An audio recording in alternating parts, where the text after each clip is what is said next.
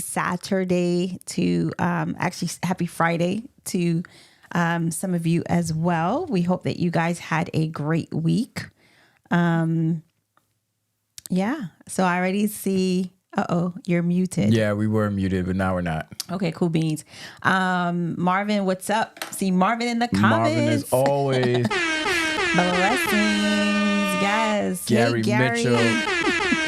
Shout out to Gary. Shout out to the North Bronx crew right there, man, holding it down. Marvin's from Bronx as well. Mm-hmm. The Bronx.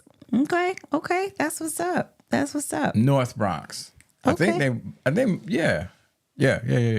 Okay. But I know they're from the Bronx. Okay. Mom used to live right upstairs or in the same building with Theo. Same house. They lived, I think, downstairs, and Theo lived all the way upstairs. Gotcha. Theo and Golda, yeah. Why did I not know that? And part of the book club. Shout out to the book club that we used to have. They used to be going strong. Okay. And then times came and we got older and it just stopped. Aw, okay.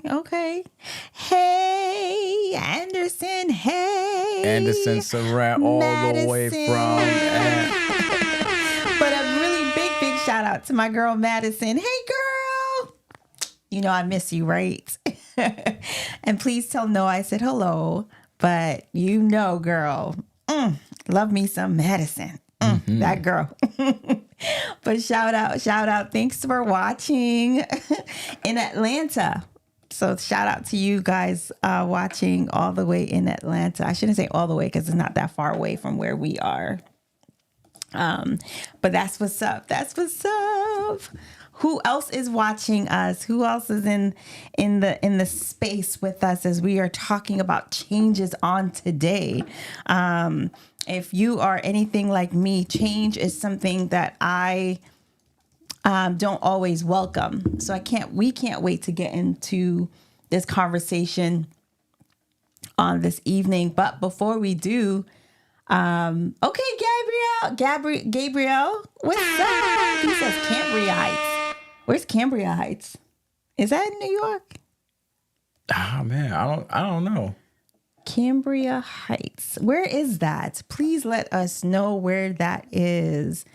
We're like 10 years removed from New York, so we're not sure. So he said yes. Okay. Is that near the Bronx? I would love to know. Queens. Cambria Heights is Queens. Jamaica Queens. Okay. Yeah, we Brooklyn folk. We don't venture out of Brooklyn. That's true. Queens is a place that we don't go to often. Yeah, even though it's connected. Even though it is connected to Brooklyn. Even though we do go. And we do, back in the day, Brooklyn. Do they still have Brooklyn Queens Federation? I wouldn't know. Wow. I wouldn't know. Okay, Robbie. What's up, Robbie? I see you popping in here. What up, Adriana? I see you in the comments as well. Okay, Cambria Heights. So he said Jamaica Queens, so that must be close to the conference office? No, it's the conference down in Jamaica Queens. Is it in Jamaica Queens? Yeah, it is. Yeah, it's in Jamaica Queens. Maybe. At least I think so. Again, 10 years removed, so I don't really remember. So it's not called Brooklyn Queens anymore. It's called what? I don't know. It's probably just called Federation. Oh, it's just called Federation? Nikolai? What's up, girl? Or is that a boy? Sorry, Nikolai is a man. It's a boy, right? Yeah. He said Bushwick? Are you from Bushwick? Or is that what you're saying? Not sure what you're saying. But not sure if you're saying if it is, but if you're from Bushwick or Cambria Heights might be in Bushwick. I don't know. But I know that Brooklyn Federation, Queens Federation was like the thing to go to every year. Girls.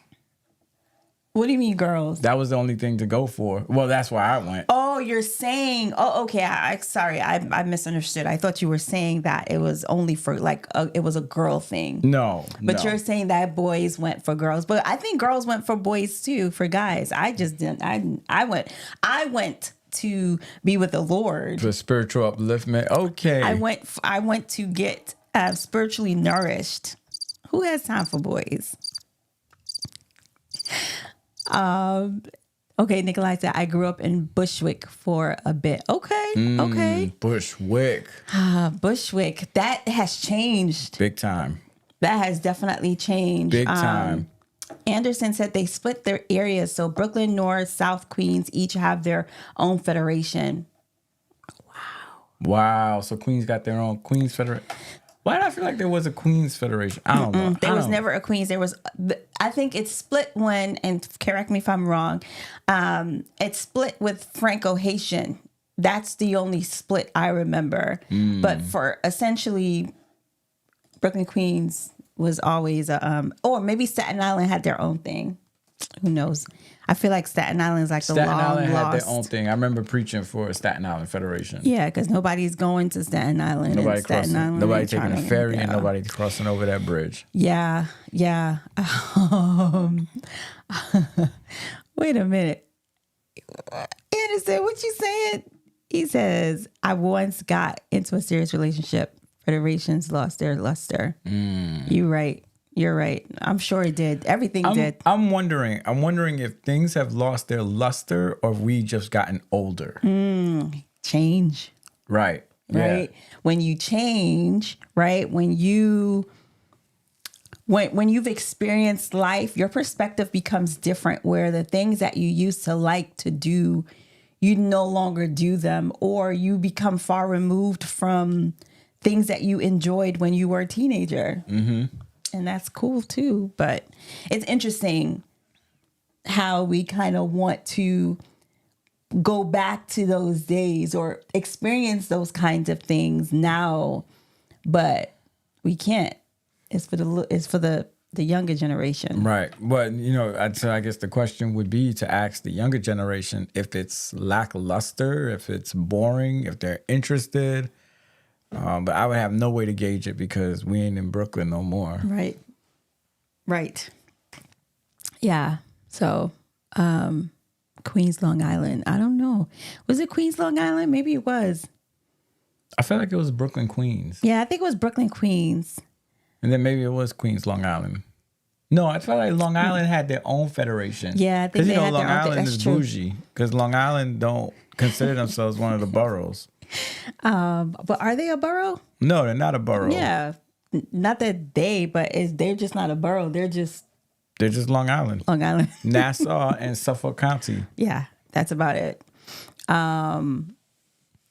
Adriana said that what we had was dope and they don't experience that. Even Victory Lake, as much as I hate it, I guess. Yeah. Victory Lake used to be cool, but now I don't know. I can't even speak to it because I have not been there since we left New York. 10 years removed. 10 years. That's a long time. Yeah, it's a long time. That's a very long time. A whole generation. I don't even know what it looked like, if there's any victory in the lake. I'm sure there is. I'm sure there is. But anyway, here we are tonight as we are talking about changes. So last week, we talked about how we have felt change happening significantly in our bodies, right? We talked about what does getting old look like to us. And we kind of talked along the lines about,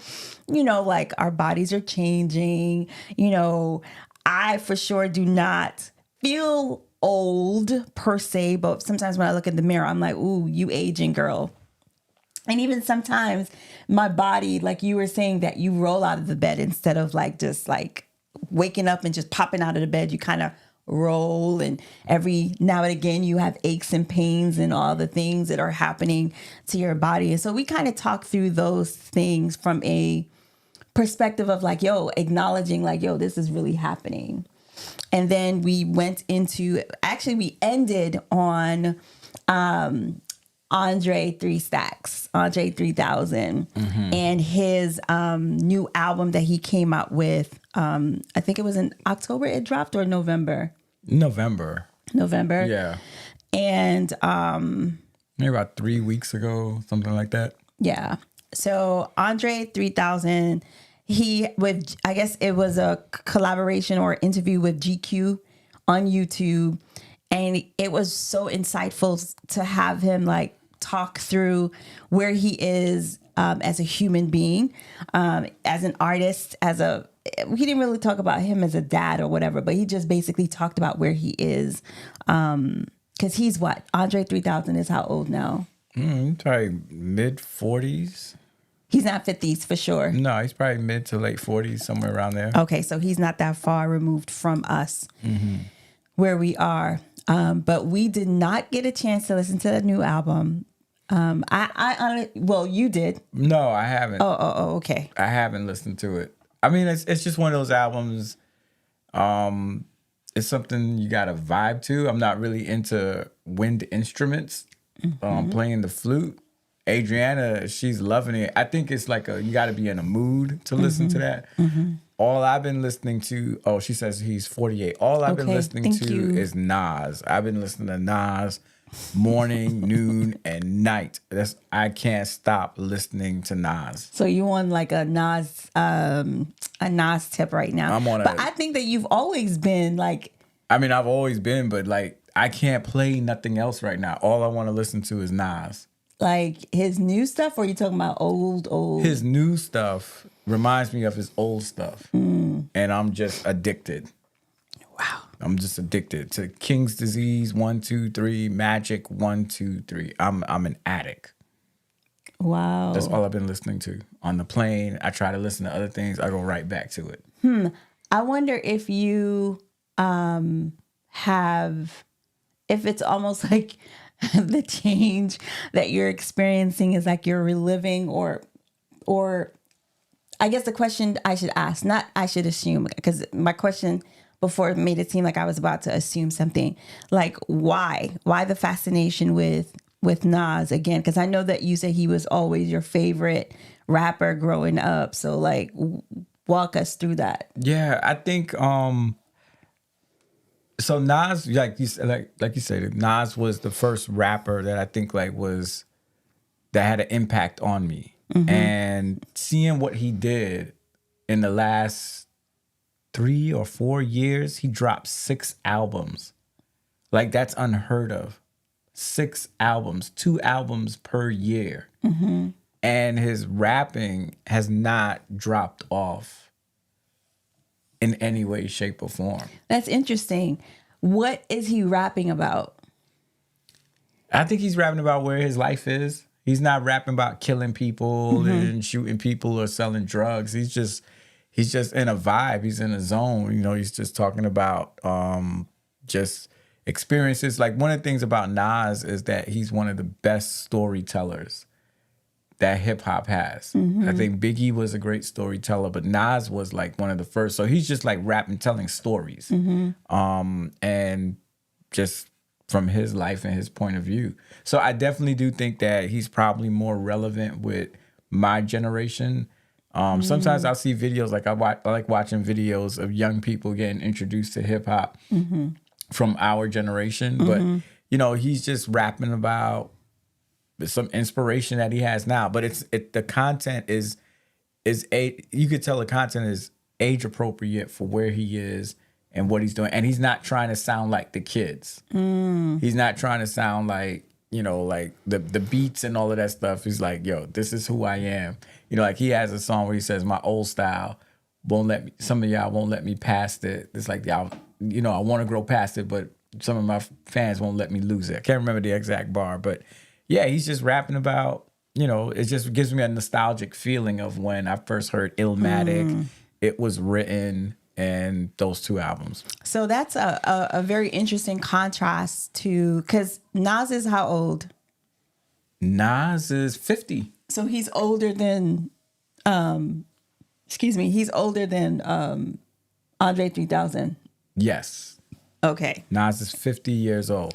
Okay. So here's the stark contrast in that in Andre 3000's in the interview, I said 3000's, in his interview, he talked about how he doesn't feel like he has anything to talk about, right? He's younger than Nas, But he's like, I don't have anything to talk about, essentially. Like, I don't feel the same way that I felt in my 20s and my 30s. Like, right now, I just don't have anything at all. So here on the other side is Nas, who is 50. and he is putting out he's putting out songs that are relevant to you. So it's just interesting, the contrast in the change of, because would you say that Nas and Andre are contemporaries in a sense where they kind of grew up? Yeah, they definitely they were contemporaries. Outkast came out after Nas. Nas started when he was like 16, 17 years old. I don't know how old I think he was about 19 or 20 when he dropped Illmatic, which is still a hip hop classic. Outkast, their albums are hip hop classics. Andre 3000 is probably considered one of the best lyricists in the game, along with Jay-Z, along with Nas, along with KRS-One, just those great lyricists and things like that. But why I respect Andre 3000 is because he just doesn't feel the inspiration is there anymore, right? Why I respect Nas is that Nas is he's on like a wave where he feels inspired, where he's just like this new, like he talks about I have motion. It's like this new, he says he has one song where he's like, I'm in rare form. So he's just like, these rhymes are just coming out of my head. Plus he's a writer as well. So he's just constantly writing. So I appreciate Andre 3000 for not trying to force something. I don't think Nas is trying to force anything. I think Nas is just like, man, I'm just in rare form. I got this and I'm just spitting and I can't stop. Like, I just can't stop. It's going. And who knows, because I think the last album, he said, this is it. So who knows if he's going to make another album? Who knows what he's going to do? But he's like, it's run its course. I've done 6 albums with the same producer. There's no other producer. It's just me and Hit Boy, and we're just going in, making music. Wow. So Nikolai asks, who's a better storyteller, Nas or Kendrick Lamar? Ah, man, that's a good question. I probably got to give it to Nas, but Kendrick is right there.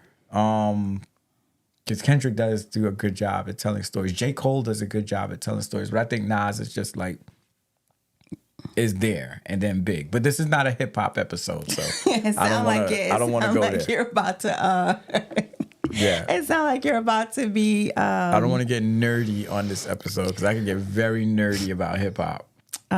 Okay. So going back to, it's just interesting how you just brought Nas up. Because this wasn't a part of the conversation per se, but I think it speaks to the fact of everyone's journey is different into aging, into the changes of life. Like everyone's journey is not the same, right? And how do we embrace that change that comes how do we embrace that change of seeing your contemporary being relevant, still putting out, albums, but also being okay with not even wanting to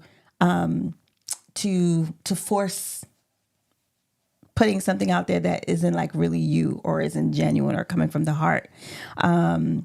So I think I appreciate both stances, both journeys, both journey. I think it speaks to us as we are growing older. Like, you always say every day a star is born, in a sense of, I don't even know if this really connects.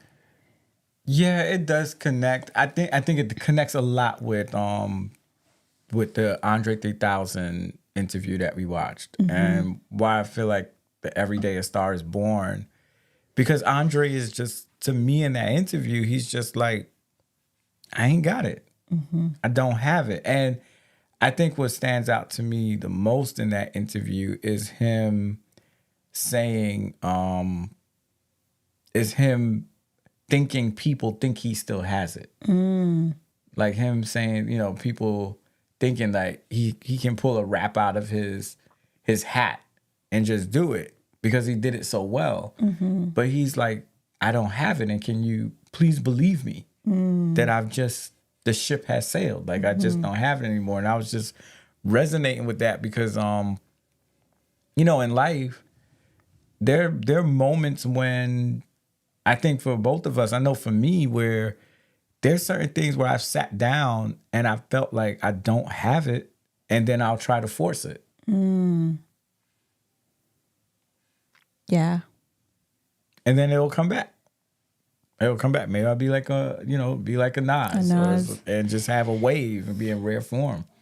I think the piece that sometimes when you are changing in front of people, it's a different thing. It's a different thing when you're changing with, like, behind the screen, behind doors. The change is happening, but it's a different change when you are on a stage or on a platform.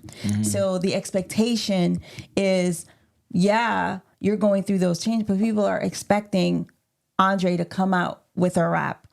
People are expecting for you or whomever to kind of do what they were doing before because they're so accustomed to. So you've accepted it, right? You've accepted that change and you've accepted where you are. However, sometimes other people don't accept that. They're just like, you know, they might say, oh, you gave up on yourself, or they see it as you're not trying hard enough, or you're not praying hard enough, or, you know, like coming up with different reasons to almost push you forward in what you already know within yourself. Like, you're not necessarily feeling it.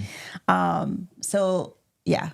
Yeah, I think you made a good point, because it's like, who are you doing it for? Right? Like, sometimes I think we do stuff for the people, and that's why we keep doing it. And then it gets to a point where I don't want to do it for the people anymore. I just want to do this for me. And I think that's when it comes to the place where it's like, I'm tired. I don't want to do this no more. And just like, I'll confess. I can even confess that in pastoring or in preaching, I have hit moments where I'm just like, I ain't got nothing else to say.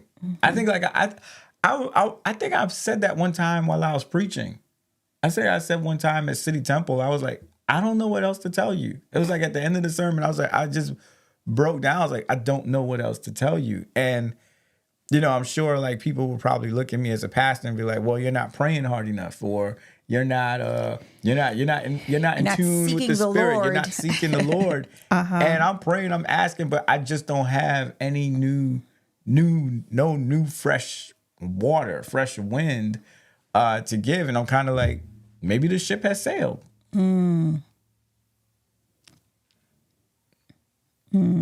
Right? I think not just in pastoring, I think people go through that in life. I think like when you hit a certain age, you almost look at everything that you do and you probably ask yourself, why am I doing this? Why am I still doing this? I ain't got no more left. But the hard part is, do people give you grace when you say, I'm done?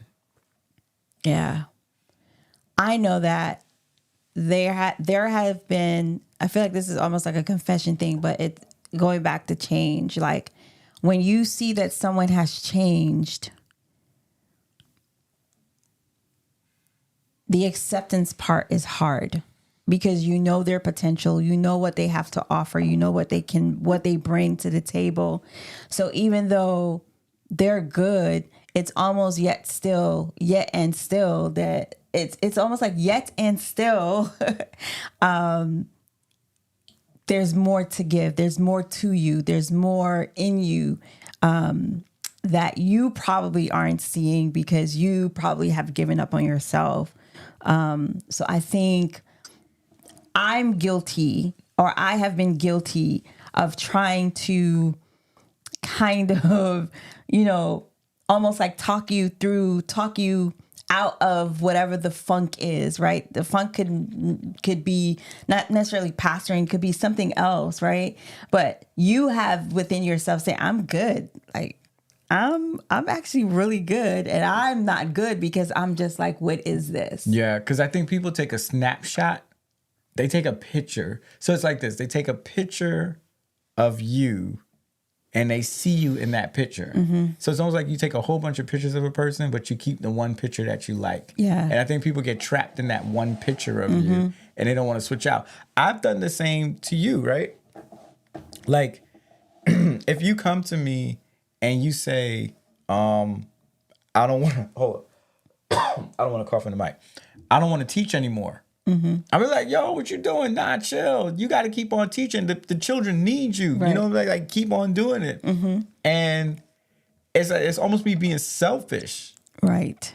Because I only have that picture Right. of you.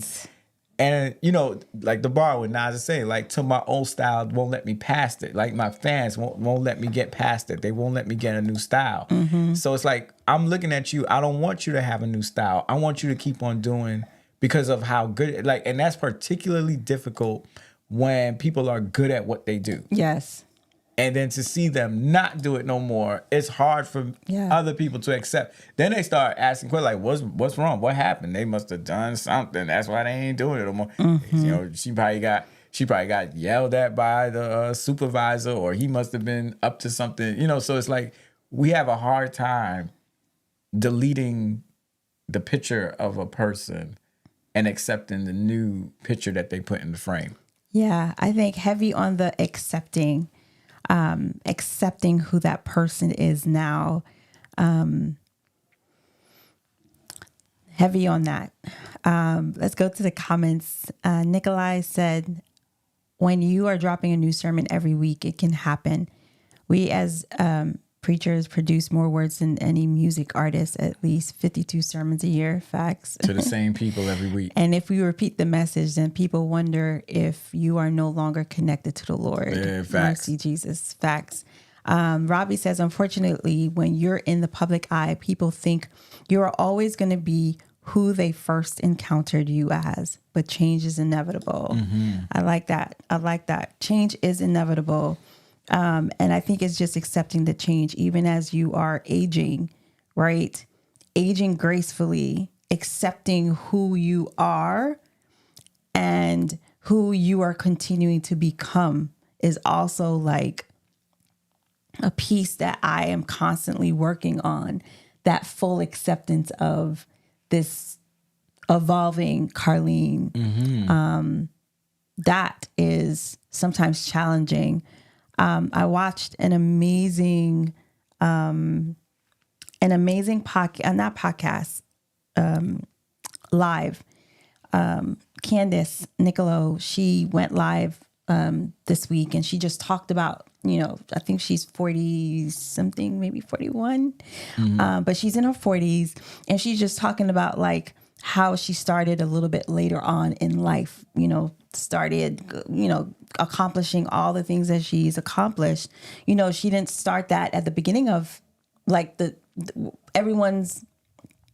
average person's journey to success, you know, where you start after college and then you kind of do that. For her, it took her, it took a bit for her to get where she is now, but it was a delayed start. But what she's doing and all the things she's doing, amazing things that she's doing, is just like the changes, right? The changes that come, accepting the part of you that have a desire to change course, to do something completely different that you did not expect that you would be doing at this age. And also accepting that, saying goodbye to things, right? Saying goodbye to things that no longer are serving you. Those are all changes that you're constantly going through.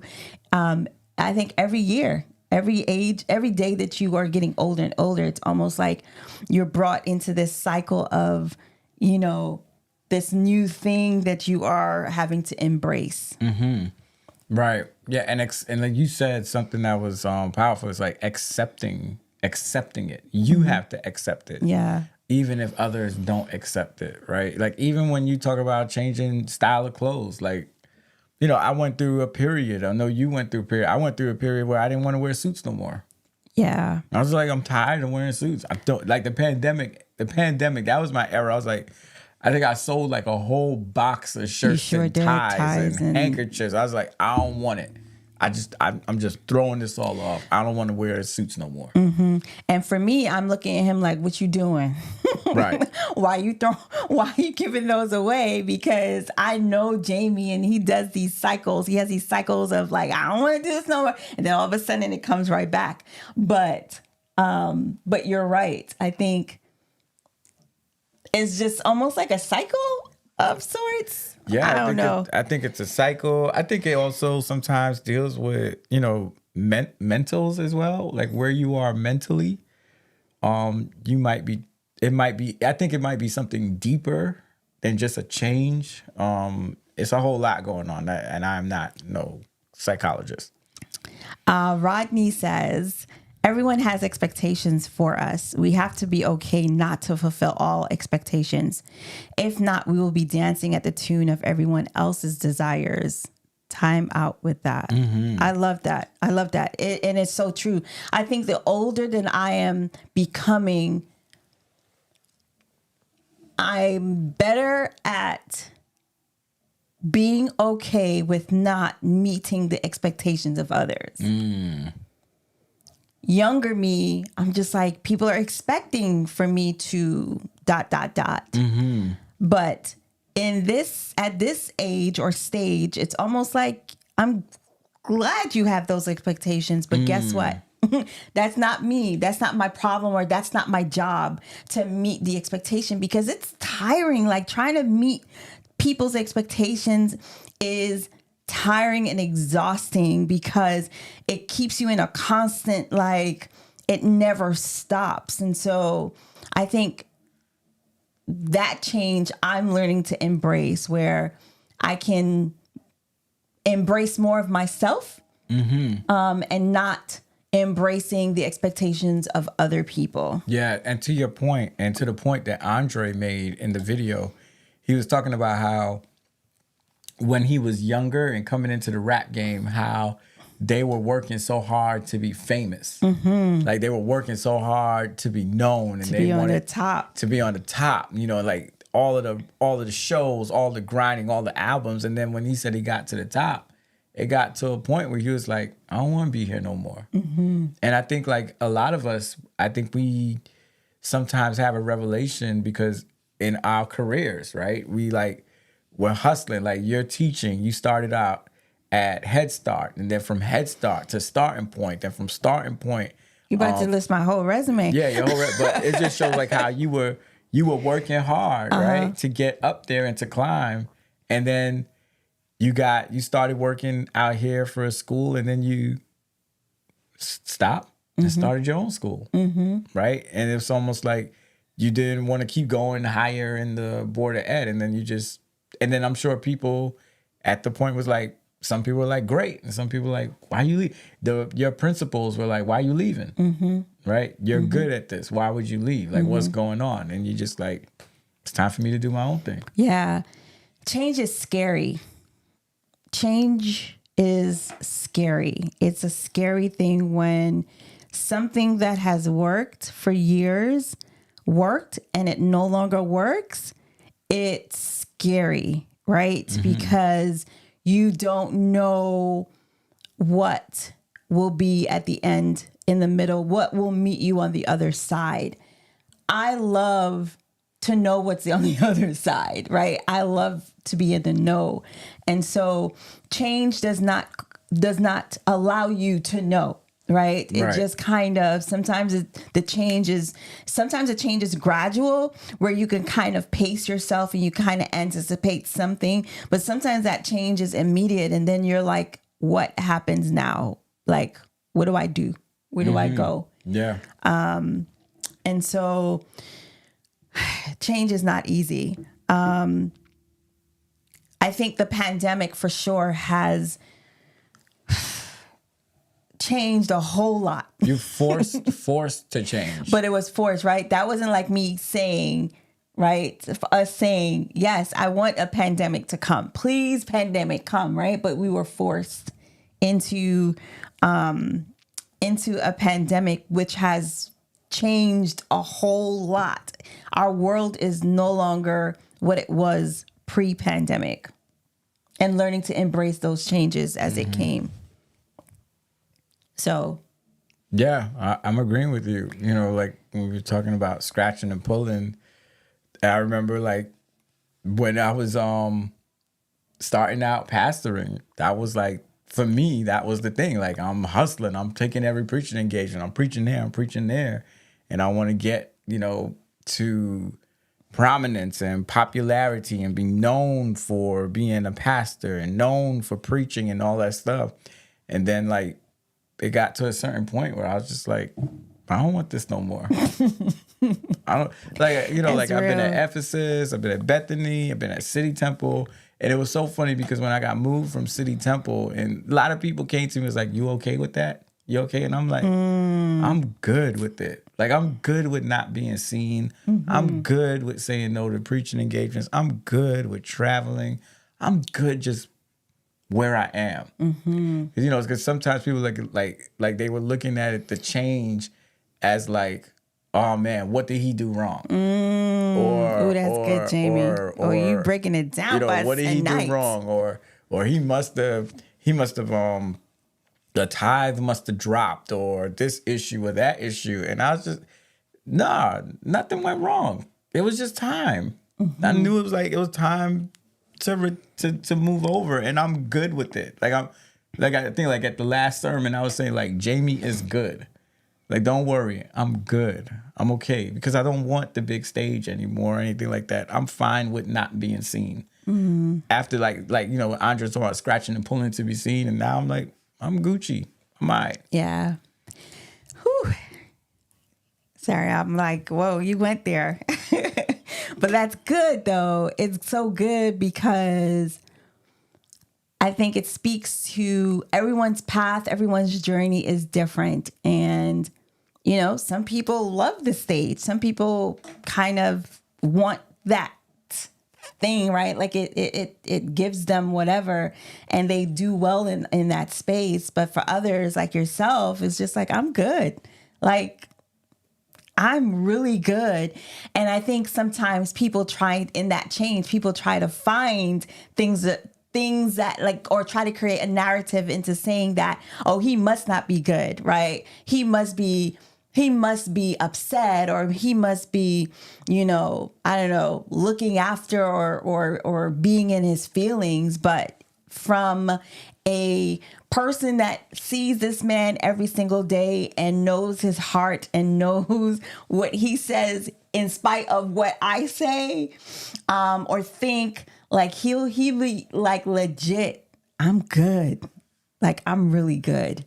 Yeah, I'm Gucci. And I think even before I met you, not even before I met you, while I met you,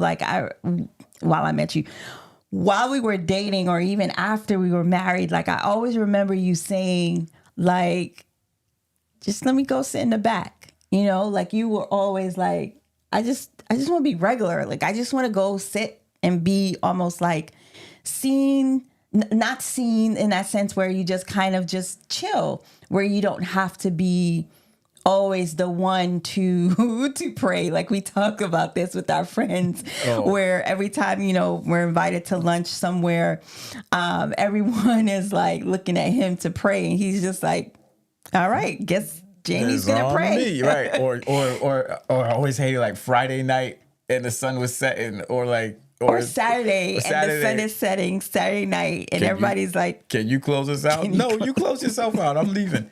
But like, you brought up something, and like, I wanted to know for you and for me.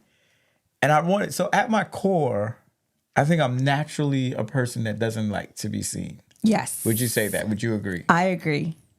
So then, was I acting out of character, like trying to be seen? And the same thing with you too, right? Well, like, I mean, at your core, no, not with you. What? Not with you. What? I mean, at your core, you love being in front of a classroom. Yes. I don't know if I've ever actually loved being on a stage in front of people. Pastors are weird. We're weird introverts. Well, say you. Don't speak for anyone else. I'm a weird introvert. Right? I'm a weird introvert where I can get up and preach in front of people and then just sit down. Yes. And just go away. Like, I don't want more stage or more lights. I just don't see me. Like, I'll be glad, like, oh, you want to preach? Go ahead. You take it, right? Right. But I'm just wondering, I mean, this is like an intro. Did you just made me want to go deep into myself and not do it on this podcast? But was I out of character? Was I actually doing not what I wanted to do, but doing what people wanted me to do? That's a question that you're going to have to ask yourself or answer, not answer for yourself. Yeah. That sounds like you need to sit down a little bit with yourself and just kind of think through what exactly was it? What actually is it? Because you're still on a stage, you're still preaching, right? Mm-hmm. But I think you have to be able to answer that question for yourself. I can't really answer it because I'm not you, mm-hmm. But I definitely think that in terms of your introvertedness, I think I've seen quite a few pastors who are kind of the same, where they can get up and scream and yell and, give a good word. And then when you talk to them, it's almost like you can't talk to them at the same rate or with the same enthusiasm, because they completely shut down. It's almost like it's night and day. For you, I think you play it a little bit. I think you do a lot better in terms of like talking to people and interacting with people, especially on topics that you are very much interested in. But there's some pastors that I've met where it's almost like, all right, no small talk. We're not doing this. All right, all right, it's time to go. That kind of a feeling. But I think it's interesting. I don't think you're by yourself in the introvertedness, mm-hmm. where you're introverted, but on stage you look extroverted. In person or one-on-one, you're very much introverted. I don't know if that's like something that the Lord chooses in terms of like character wise, because I can't imagine it. And I know there are extroverted pastors who preach and they're very, big. Their personalities are big, right? Which is great. But I'm thinking about the pastors like you who... And John Coxum and Rodney Grissom, who are like Coxum said, I love people, but I'm definitely a natural introvert, right? Yeah. I think that can be me as well. Mm-hmm. Yeah. Rodney says, I'm fine on Sabbath, but when I get home, I'm tired and I have to get alone in order to regroup and find my center again. So Rodney, you would say that you're introverted? Okay. So Nikolai says he's also introverted. Marissa says, yeah, she says that my dad used to pastor City Temple back in the day. Okay, so your dad was also an introvert. Mm-hmm. So that's interesting. Like, I would love to know what that is that you were talking about, saying like if you're going against yourself in... Yeah, I mean, I think it's just a natural when you feel called to God. It's not you. Mm-hmm. So it naturally goes against your core or who you are. Like Jeremiah, he talks about like this message was like shot up in my bones. I didn't want to preach it, but it was like fire shot up in my bones. I would assume Jeremiah was probably like an introverted person, didn't want the stage, but you called me to this, and now I'm doing it, and I just want to fade away as soon as I'm done, right? So I think the God that we serve is not. It's just let's just put it like this: God is excellent at taking the opposite and using it for his good, right? Like he takes the last and he puts it first. He takes the tail and he makes it the head. He takes Moses who stutters and he uses it. So I think God is excellent at using people who are not naturally, who are in their unnatural state. They come in a supernatural state when they connect with him. That's good. That's good. That's really good. I think that, I think it shows that God really can use people who are not naturally inclined to want to be on a stage. that he does what he does with you. And then after that, it's like, you know, you're done. Right. And which is okay because he got to use you in that way. Right. But I think that seeing you go through that transition from, or see you go through that change, those different changes in ministry year after year has been something that I have to do a lot of reconciling. Because again, I know what my expectations are. Because even as Jamie's wife, I have expectations too, right? Just like you have expectations of me, but I have expectations of Jamie, right? I expect for him to, let me give an example. I expect for you to, I don't know, what is one expectation that you feel like I've had on you and you're like, we constantly had to like, we weren't going at odds or going head to head, but it was more or less like I had to realize that you are evolving into who you've always said you were. Does that make sense? Mm-hmm. Yeah. So what's like an example, do you think? Man, I mean, if we're going to be fully transparent, I don't know. I think the only example I can come up with is like the struggle I've had with pastoring for as long as we have been together. Yeah. Yeah, like the struggle has always been. Oh, we getting deep. Yeah, I think the struggle has always been with me saying I don't want to do this, and then you would say, no, this is your calling, this is what you're supposed to do, and I'm really like, I don't have the personality. I don't have the personality for this. I know myself, and then, I mean, that was like what. How long have we known each other? Like 20 years? Since I was in college, like I would always go back and forth with this. So I think that's like the one consistent thing that I can think of.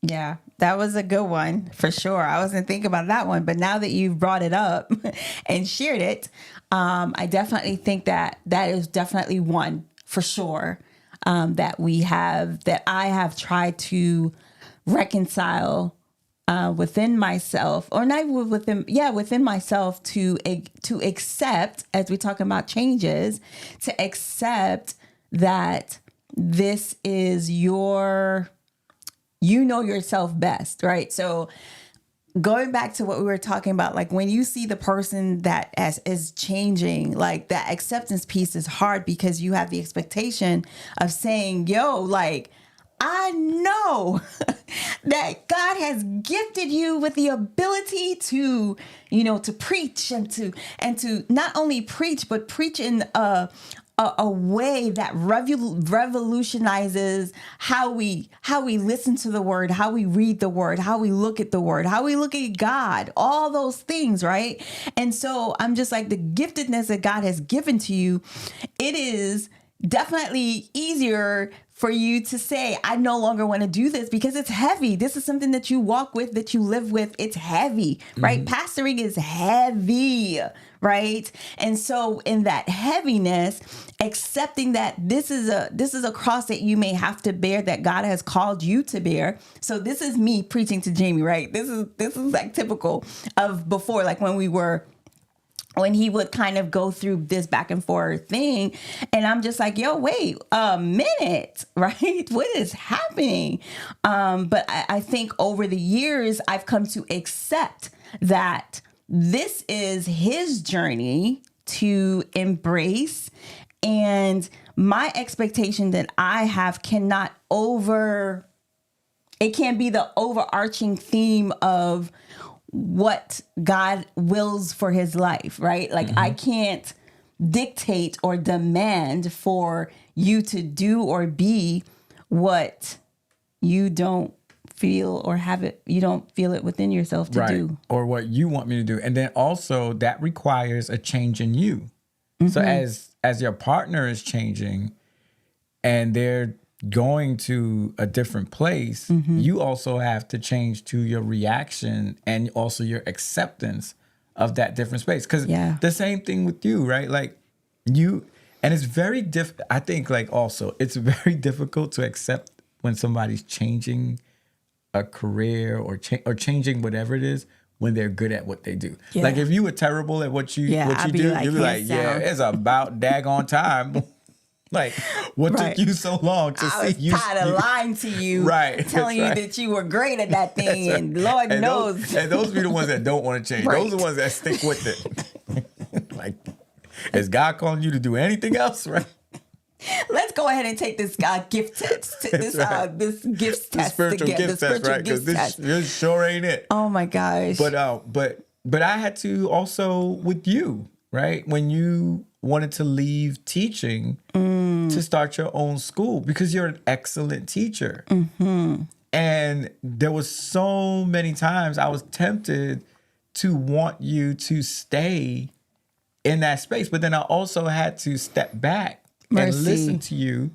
But I also had to step back and to see your unhappiness or to see your desire to grow or your desire to expand, and to also say that it is possible that God can inspire you to do something else. Yeah. It is possible that God can inspire a pastor to do something else. Right?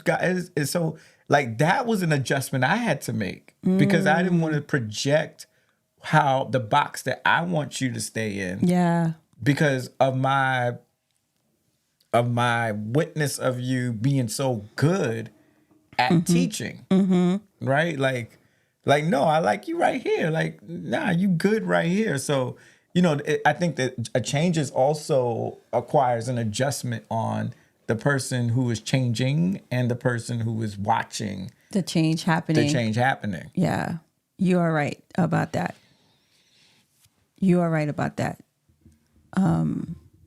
I think it's a matter of just coming to grips with it is sometimes difficult because, again, you see the potential of that person and, like we create, I create pictures in my mind of how it should look or how it should be. But I think acknowledging and giving that person space and room to let God continue to lead in their lives is, something that has helped me in the changes that, of life in general.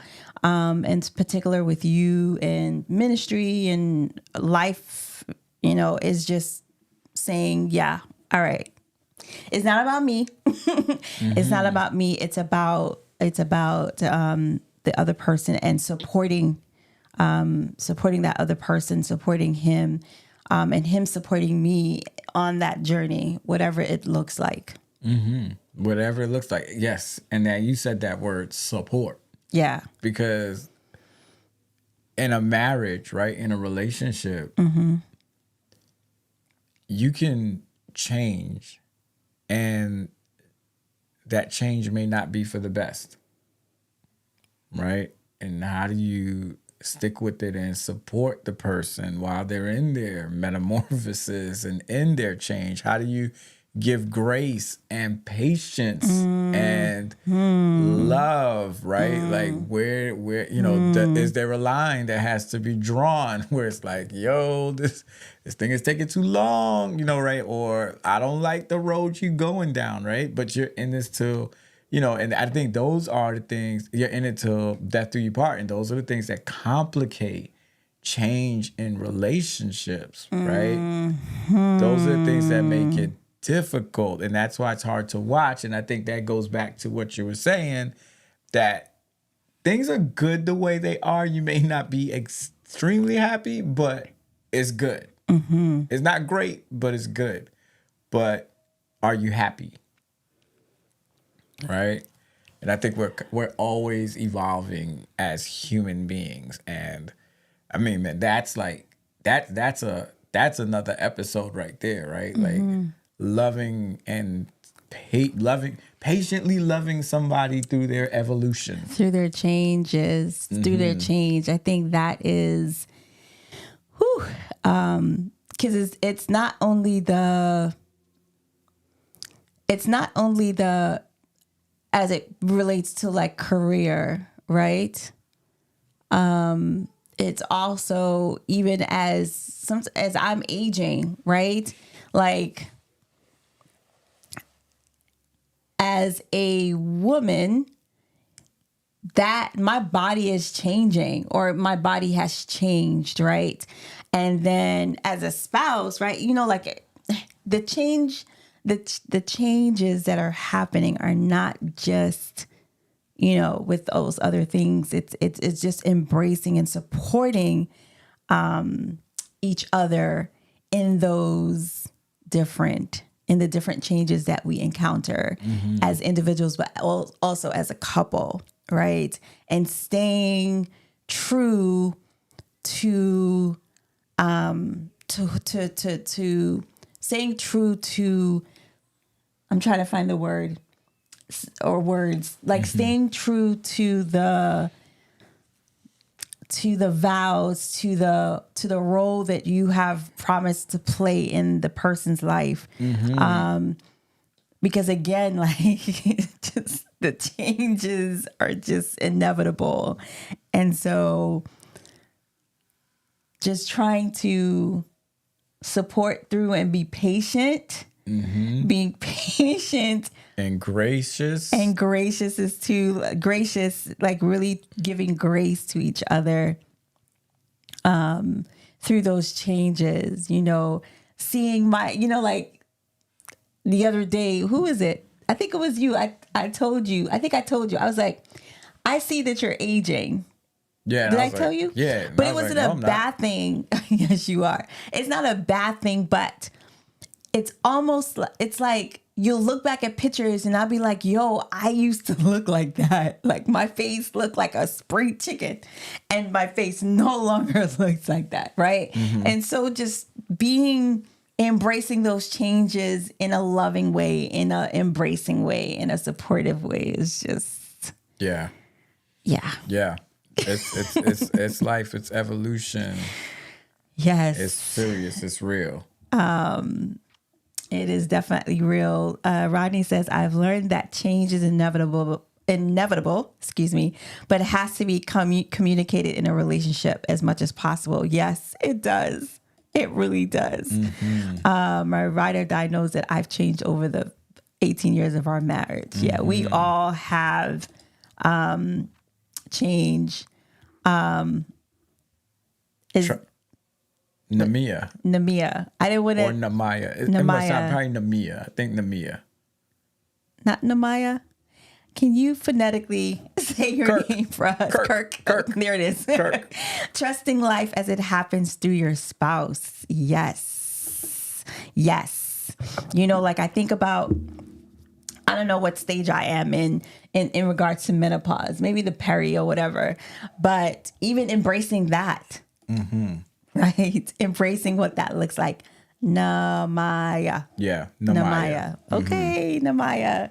You know, just embracing that part of our growth, our experience, our journey as a married couple is also something that is great. Yeah, it's great. It's exciting. It's a roller coaster at times. It's a roller coaster out here, y'all. Yep. But embracing the changes and accepting what the other spouse accepting your spouse for who they are, expecting the changes for what it is, and giving grace for always, not for always. Yeah. That was good. I like how you close that out. I don't have nothing else to say. Okay. And I'm accepting the fact that you have nothing else to say. No, that was a perfect closing. Okay. That was perfect. Okay. That's what's up. Thank you for giving me my shout out in that way. But this has been enlightening for us as we are continuously on changing evolving.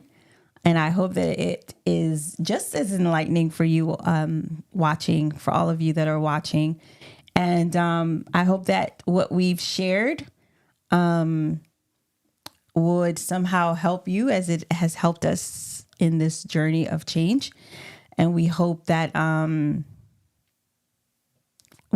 as you manage change within yourselves and even with your spouses, that you're really in it for a lifetime, in the doing all the things that your spouse needs. But yeah, thank you guys for joining us on tonight. I can't believe you're keeping it to an hour. Shout out to us. For embracing that change, because you guys know we'll be on here till 10 o'clock, 11 o'clock. Mm-hmm. You'll be on here. I'll be out. Well, excuse me. Mm-hmm. But anyway, I hope that you guys have a wonderful Sabbath. Know that we love you guys so very much. Thank you so much for supporting us. We have been slacking as it relates to posting on the Spotify and Apple on the podcast, but we're going to try to update as soon as possible. But you can definitely look back at the episode. For those of you, if you joined later, you can definitely go back to Facebook, this platform, or even YouTube, and you can catch that episode as well as the other episodes for you guys to watch. But this has been real, and this is Carlene. This is Jaime. Peace. 3, 2, 1.